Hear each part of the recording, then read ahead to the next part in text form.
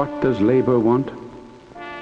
We want more houses and less jails, more books and less arsenals, more learning and less vice, more constant work and less crime, more leisure and less greed, more justice and less revenge. Samuel Gompers. That's what labor wanted then.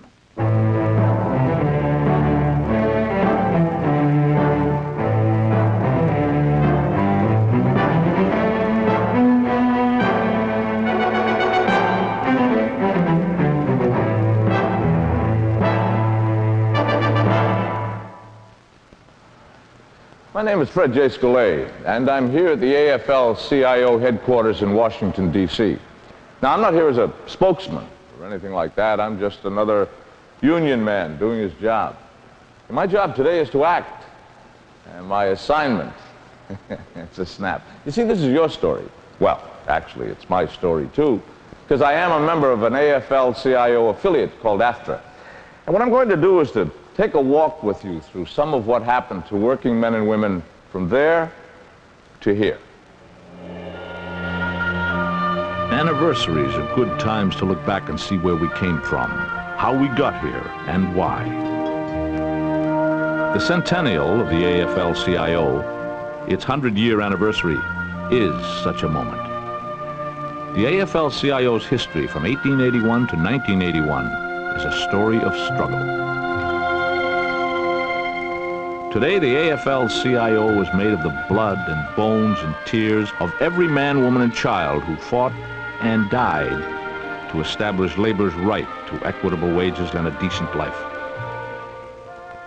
But before we tell you of those people and of the great events in labor's history, we need to know that their struggles were not in vain. Great day. Great day, the union's marching, great day. We're gonna build our union strong. One of these mornings, bright and fair, we're gonna build our union strong. Put on your wings and try the air. We're gonna build our union strong. Great day, the union's marching, great day. We're gonna build our union strong. That's what Bob Darrington is all about. A shop steward at a southern manufacturing plant. Being a union man to me has always been a good feeling. I feel very proud. I feel like all my efforts in attaining the union that we have, I can relate back to where we came from and where we are now. I like to organize. How you doing? I guess you see me around the shop a bit. I'm a shop steward with the union. I wish you would consider joining the union and work with us. We have some very good things. There's some good things. I hope that my family follows in my footsteps in being a union person. I feel great about being a union member. I feel great about working. And I feel like I've accomplished something instead of just punching a clock. Wanda Garrett, a working woman, mother of two, a union member. There are more women on the job market, more women coming out of the family circle and working, having to be far more aggressive. And being aggressive means looking out for what is yours. And of course, the best way to do that is belonging to a union. There's a definite place for women in the labor movement, just for the simple fact women make up a very large part of the national labor force. A man and woman doing the same job under a union receive the same pay. So we union members have more or less had the Equal Rights Amendment all along. This is Herb Shively, a skilled craftsman, family man, a union member. Oh, hi, Mike. How you doing this morning? Hi, Herb. Okay. How are you? Oh, all right. I take a lot of pride in doing things right. Yeah, just getting in. I feel the union wants quality. And when they're looking for quality, I feel they're looking for me. I really enjoy my work and doing a good job.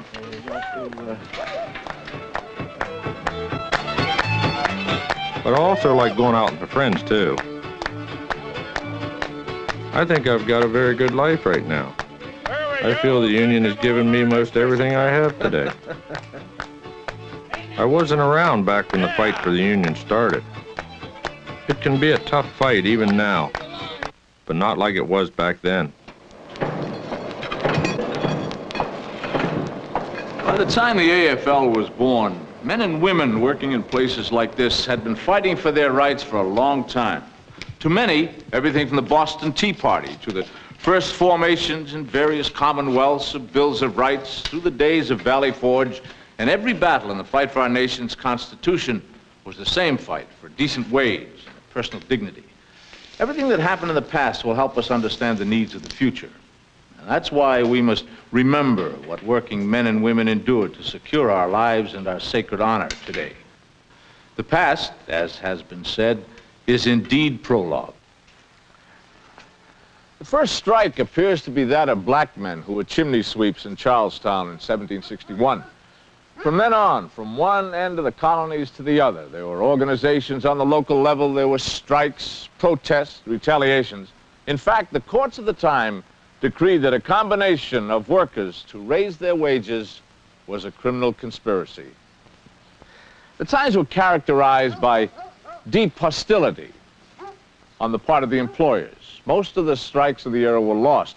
Yet out of those so-called failures came Sarah Bagley, the first known woman labor leader, who organized the Lowell Female Reform League. And immediately before the Civil War, the first major figure of the American labor movement came upon the scene. He was William H. Silvis. Labor is the foundation of the entire political, social, and commercial structure. Of what value are railroad networks, canals, mineral resources, factories, magnificent cities, if wealth is controlled by and for the benefit of a few individuals, while the great mass, the producing classes, are reduced to poverty? Silvis was a beginning. Post-Civil War America was a place of ferment. Our country was becoming the leading manufacturing nation of the world, and workers began to demand the right to establish unions. A start was made, unions were formed. But a national economic crisis, the Panic of 1873, broke the unions and caused widespread unemployment. Each time has its organizer. Peter J. McGuire, a founder of the AFL, was one of the organizers of the demonstrations of the unemployed in New York City that followed the financial panic. Police brutality destroyed the demonstration. In this clash between capital and labor, Jay Gould, representing the rich and powerful, was certain they could handle anything. I can hire one half of the working class to kill the other half. He was wrong, for it was out of all the early struggles that the American Federation of Labor was born. The labor movement began with 107 delegates representing a few thousand union members. In 1884, at the convention of the Federation of Organized Trades and Labor Unions, which became the AFL, a resolution was passed. Resolved that 8 hours shall constitute a legal day's work from and after May 1st, 1886. The Union is behind us, we shall not be moved. The Union is behind us, we shall not be moved. Just like a tree that's planted by the water, we shall not be moved. So began the great struggle for the 8-hour day. Building the Union wasn't easy. Years of bloody confrontations between labor and capital were to follow. 1886, the Haymarket story. Men on both sides died when the McCormick Harvester Company used hired goons to lock out strikers asking for an 8-hour day. 1892, Homestead Steel. Henry C. Frick cuts pay rates in his mills. Steel workers strike. Pinkertons are brought in. Workers and strike breakers killed. The strike is broken. 1894, Chicago. The Pullman Railroad Union calls a strike. 100,000 workers join in a sympathy protest. Federal troops retaliate. Workers starved into submission. 1902, finally, a breakthrough. There was 100,000 of us miners, and we kept the mines closed all summer. The owners wouldn't talk, refused to arbitrate. It took the President of the United States, Mr. Theodore Roosevelt, to appoint a commission. We went back to work 5 days later, and 5 months after that got shorter days and a 10% raise. Not bad. I guess you could say we won that one. This land is your land. This land is my land. As the coal trains rolled again, the cities were expanding as waves of immigrants arrived at America's shores. New York, Boston, Chicago, and San Francisco reached skyward as new building techniques and engineering know-how led to a building boom. Building trades unions grew with the times.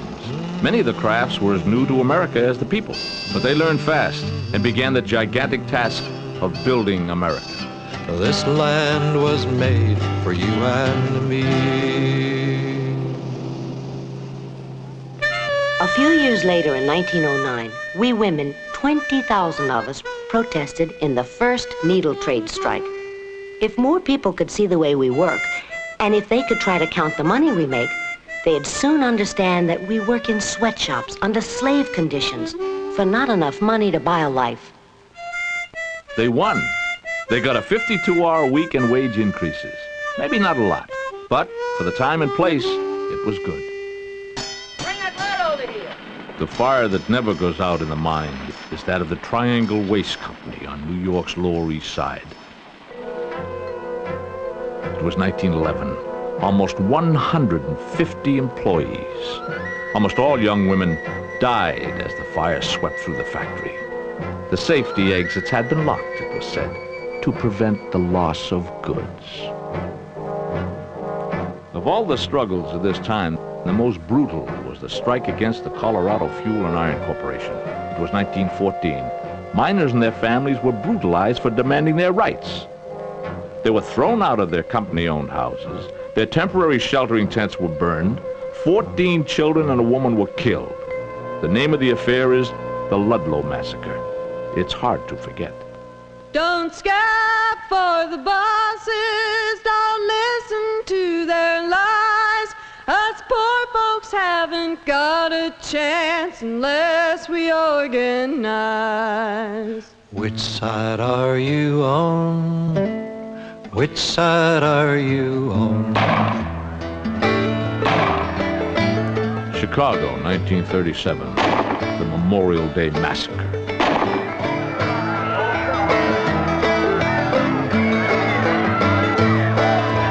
Which side are you on? Which side are you on? Which side are you on? Which side are you on?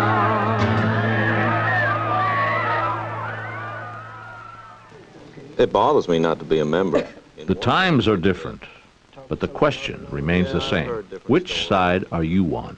We're all striving for the same cause, and unionism is something we need to continue to have a strong effort for, because we need it in the future for our families, for better working conditions here at the plant. We just can't survive without the union. And making the union strong requires strong leadership. Our history was made by the times, but it was also made by the men and women who came up from the ranks of the people. Now, it would be impossible for me to single out every man, every woman who fashioned our unions and our nation and much of the free trade unions around the world. But let me at least tell you a word or two about some of our past presidents. You could safely call Sam Gompers the father of our union. He was in at the birth and taught it to walk. With the exception of 1 year, he was president of the AFL from 1881 to 1924. All his long life, he believed in the bread and butter issues as the basic work of the union. Higher wages, shorter working hours, and better working conditions. He fought for collective bargaining and written labor management contracts. During his time, the AFL membership rose from 150,000 to 2.9 million. John McBride was an interim president, and he held the fort well.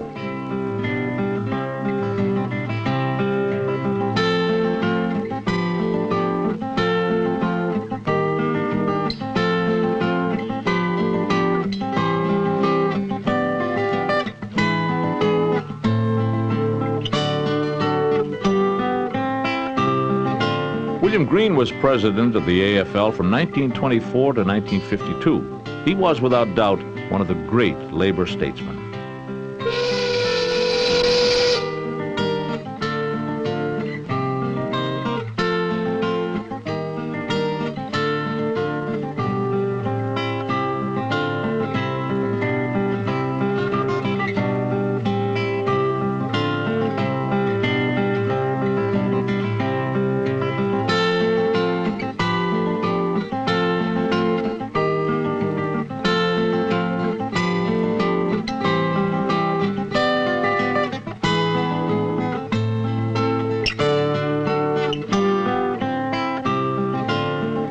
Part of the heritage of the presidency of William Greene was the National Labor Relations Act, also known as the Wagner Act.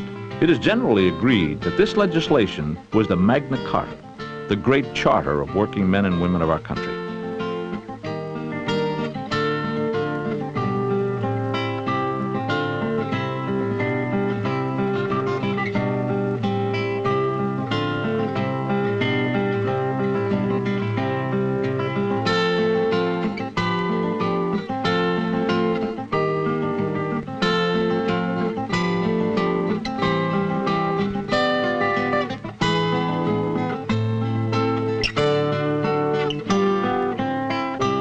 His devotion to his country and to his union can perhaps best be seen in the statement he made at the height of the Second World War. We say to our government, show us what you want us to do and we will do it. If any sacrifices are necessary, show us why they are necessary and we will cheerfully agree to them. We are with you to the finish. That is the policy of the American Federation of Labor. If we must grind up human flesh and bones in the industrial machine that we call modern... John L. Lewis, a natural orator, who was president of the CIO from 1938 to 1940. This plan, we hope, will provide... Later, Philip Murray was to be president of the CIO from 1940 until his death in 1952. When we call upon Congress to appropriate money to help people, they don't give us billions as they did in war, but they get out the congressional eyedropper and give us a couple of drops. Walter Reuther followed Murray as president of the CIO. Goodwill and mutual trust add up to the unity needed to make progress. It was with this thought in 1955 that George Meany, then president of the AFL, and Walter P. Reuther, then president of the CIO, merged their federations into a single brotherhood, the AFL-CIO. Under Meany's leadership, the new federation continued the struggle for the rights and dignity of working people.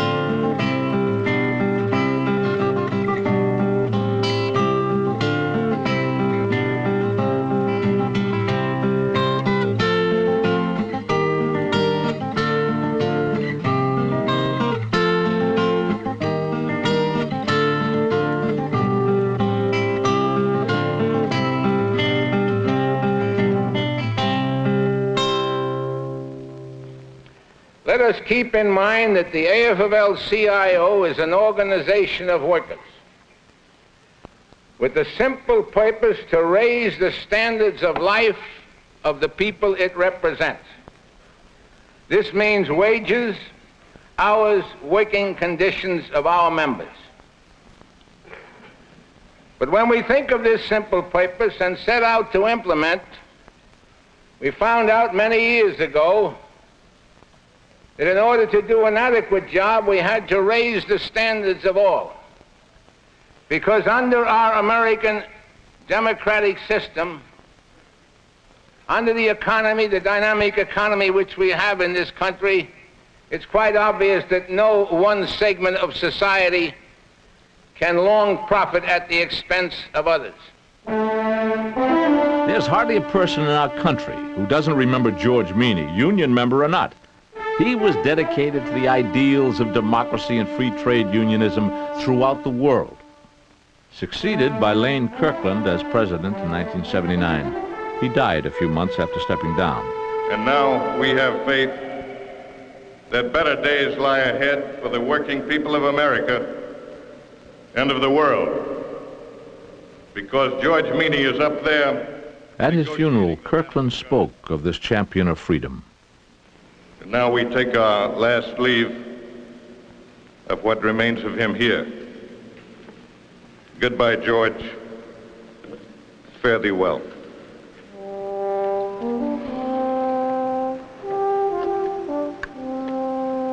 Regrettably, Meany did not witness the dramatic events in Poland, as millions of workers struggled to achieve a free union. I'm very proud as a shipyard man. This is the big day for all the people in Poland. And there was never in the history of our country such a moment like this day. The courage of the Polish solidarity movement is symbolized by its leader, Lech Walesa.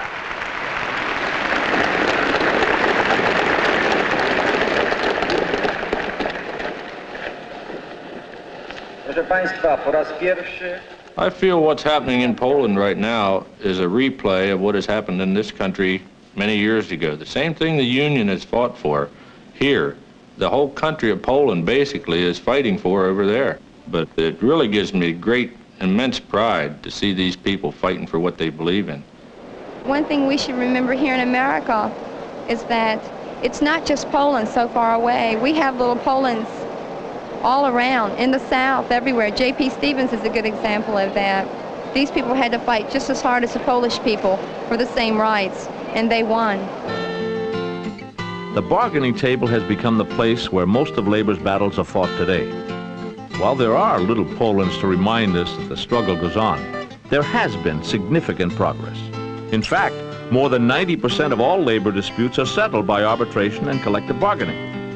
Yet we still hear the shrill voices of anti-unionism, calling for an end to unions and workers' rights. These are old arguments. Few people are fooled by them. Yet there's a new danger. A new foe has been inserted between labor and management. Well, it's nothing as crude as a phalanx of National Guard or Pinkerton detectives. This is much more sophisticated. This is the suave labor consultant. His function is to keep unions out of the working place. His activities, skirting the laws which govern labor management relations, have carried the battle from the workplace to Congress. Recently, a noted consultant explained his function very simply when he said, "We work to obtain a recognition from the employee that the union is simply not necessary." As an example of what this means to the union, in her testimony before a congressional committee, a union organizer said, "We talked earlier today about the kinds of forces that were arrayed against unions earlier in our history. During that period, companies called in maybe the state militia or recruited thugs to beat up union sympathizers. Today's Pinkertons are three-piece suited lawyers with briefcases stuffed with psychological armaments. But the attack on America's working people still leaves bruises, serious bruises. Bruises of a different kind, however, and ones that I think have much more serious implications for the basic democratic fabric of our society." "It is helpful for the labor movement to know who its enemies are and how to handle them." Now, we've talked about what labor wants. What's the other side of the coin? What doesn't labor want? What does labor see as its future? Speaking for all of us, Lane Kirkland, president of the AFL-CIO. We in the AFL-CIO don't face a period of crisis. Rather, we face a permanent challenge to our lot in life. We are, by our natures and by our duties, continually subject to attack from all sources. Our warts are magnified and distorted, and all of our weaknesses are continually probed and exploited. We are exposed to more searching and critical scrutiny and are held to a higher standard of ethics and performance than any other element of our society. I do not complain of that, nor do I wish that it were any other way. We welcome that challenge. It's our burden, and it's also our pride.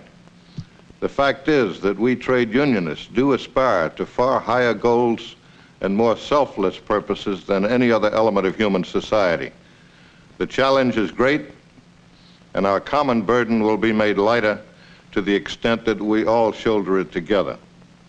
To the extent that we do, our calling will continue to be the most rewarding in spirit and the happiest trade within the gift of the people.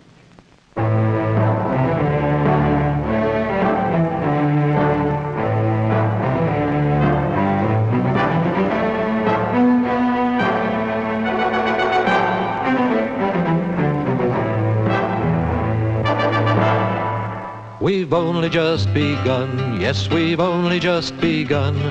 We've been around 100 years since 1881. Some people say the labor movement's days are almost done. Well, we've got news for them, we have only just begun. We shall not be moved. We shall not be moved, just like a tree that's planted by the water. We shall not be moved. Some people say the labor movement's days are almost done. Well, we've got news for them, we have only just begun.